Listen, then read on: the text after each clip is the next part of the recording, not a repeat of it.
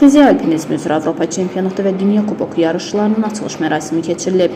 Martın 3-də Beynəlxalq Xizə Alpinizmi Federasiyası, Azərbaycan Qış İdman Növləri Federasiyası və Şahdağ Turizm Mərkəzinin birgə təşkilatçılığı ilə Xizə alpinizmi üzrə Avropa çempionatı və Dünya Kuboku yarışlarının açılış mərasimi keçirilib.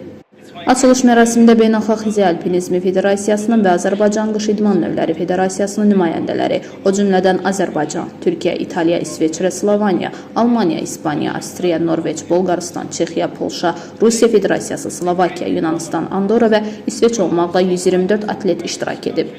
Rəsmi açılış mərasimində Azərbaycanda ilk dəfə olaraq Xizə alpinizmi üzrə Avropa çempionatı və Dünya Kuboku yarışlarının təşkilinin ölkənin idman tarixində əlamətdar hadisə olduğu bildirilib. Bu mötəbər yarışların Azərbaycanda keçirilməsinin ölkə rəhbərliyinin qış idman növlərinin inkişafına verdiyi önəmin və beynəlxalq idman ictimaiyyətinin Azərbaycana göstərdiyi yüksək etimadın bariz nümunəsi olduğu qeyd edilib.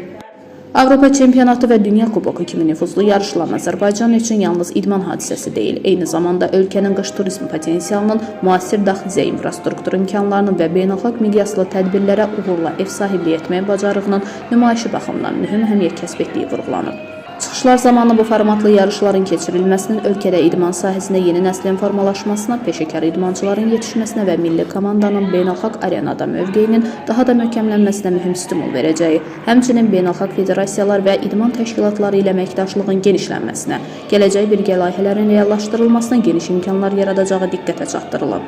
Qeyd edək ki, Azərbaycanı bu yarışda milli komandanın 5 üzvü Nəzrin Qəribova, Nəbiyullah Qələbəqiyev, Anit Sultanov, Abel İsmixanov və Nurit Şəkərəliyev təmsil edəcəklər.